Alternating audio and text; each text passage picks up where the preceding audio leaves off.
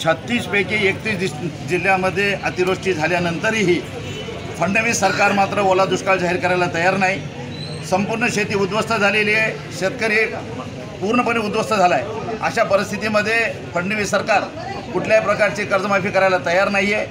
आज आम्ही प्रहार जनशक्ती पक्षाच्या वतीने परवा दिवशी जे आम्ही आंदोलन घेतलं त्या भीक मागी आंदोलनामध्ये जे पैसे जमा झाले होते ती चिल्लर 581 रुपये आम्ही 1-1 रुपयाप्रमाणे आणून दिली होती, परंतु आज उपजिल्हाधिकारी महोदयाने ते घ्यायला नकार दिला आहे। त्यांनी सांगितलं की आम्ही डीडीच्या मार्फत घेऊ, कारण की त्या भावना आहेत। म्हणजे माननीय अजितदादा पवार यांनी सांगितलं होतं की आमच्याकडे पैसे नाहीत, आम्ही कर्जमाफी करू शकत नाहीत।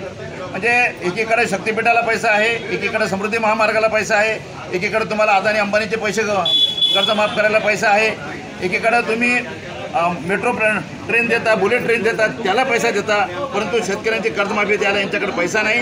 त्याचा आम्ही तीव्र शब्दात निषेध केला आणि राज्य सरकारकडे पैसे नसल्याने आम्ही परवा दिवशी परभणी शहरामध्ये फिरून 1-1 रुपये व्यापारी आणि नागरिकांकडून जमा केला आहे। ती 581 रुपयाची चिल्लर, आम्ही ही 581 रुपयाची चिल्लर आज आम्ही द्यायला आणली होती, परंतु प्रशासनाने चिल्लर घेण्यास नकार दिला आहे। म्हणून ही चिल्लर आता उद्या आम्ही आता डीडीच्या मार्फत सरकारला देऊ, कारण की भिकायला लागलेलं सरकार आहे आणि ही भीक म्हणून आज आम्ही सरकारला आणायला दिली होती, पण सरकार हे घ्यायला तयार नाही। म्हणून आता उद्या डीडीच्या मार्फत आम्ही जिल्हाधिकाऱ्यांना पैसे देऊ।